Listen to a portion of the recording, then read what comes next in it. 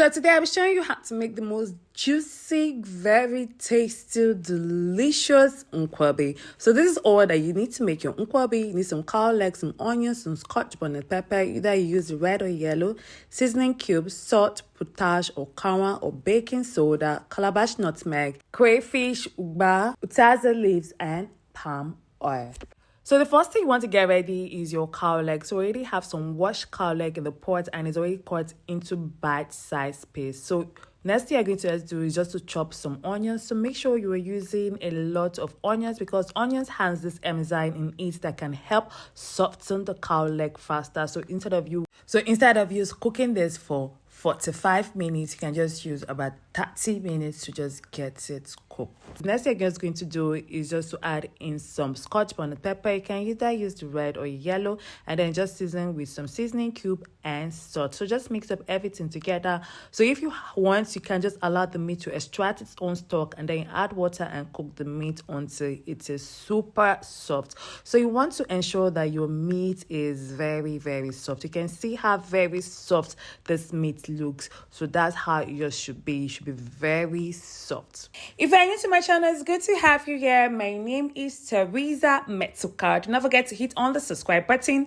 turn on your post notifications to get notified when I drop new video. And to my returning viewers, thank you so much for stopping by. So the next thing you want to get ready is your Akanwu or potash. So just add some water to the Akanwu or potash and allow it to rest. So if you're using baking soda, you do not need to do this. So once you're ready to make use of it, so you can just mix it with water. So the next thing you want to do is just to roast the Calabash nutmeg and then remove the shell and then just pound it until it's smooth. So you can get to the market and they already have like the already roasted one, so you just pound it smoothly.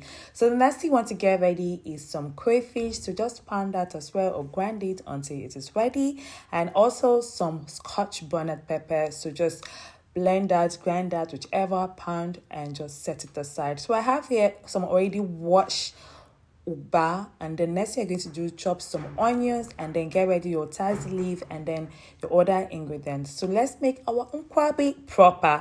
So the first thing you want to do is to add some palm oil into a large pot. So you want to add not too much palm oil and not too little palm oil. So the next thing you're just going to do, just want to mix your potash together. So if you're making use of the baking soda, so just mix with some water and add it in there. So just add little. So you want to have this yellowish color and for the oil to just be a bit thick. Do not add too much. So the next thing is to add your Ugba, your pepper, your onions, your crayfish, and the cooked cow leg. So add some of the stock along with it, but not too much of the stock. So you want some of the stock to be into this mixture, but not too much. So just mix up everything together. So the next thing you're going to do is to add the Calabash nutmeg, so or the ehuru. I hope I'm pronouncing that one well.